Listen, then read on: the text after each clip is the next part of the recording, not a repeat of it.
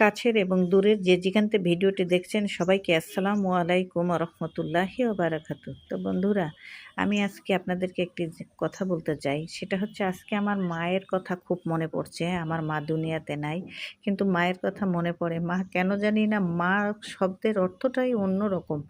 এই মা সন্তানের মুখ দেখলে বুঝতে পারে যে সন্তান খেয়েছে কি না খেয়েছে। মা তোর মুখ শুকনা কেন। মা সেই ছোটোবেলার থেকে ধরেন মানুষ করতেছে, লালন পালন করতেছে, ২০-২২ বছর পর্যন্ত মানুষ করে তারপরে একজনের হাতে তুলে দেয়। সেখানে যেয়ে যদি মেয়ে যদি দুঃখ কষ্টে থাকে, তা মা দেখলে ঠিকই বুঝতে পারে যে মা তুই খাসনি কেন, মুখ দেখলেই বুঝতে পারে। এই জিনিসটা আর পৃথিবীতে কেউ বুঝতে পারে না, মা ছাড়া কেউ বুঝতে পারে না। শুধু মাই জানে যে সন্তানের ব্যথা। কেন জানি না, আমার মায়ের কথা আজকে অনেক মনে পড়তেছে।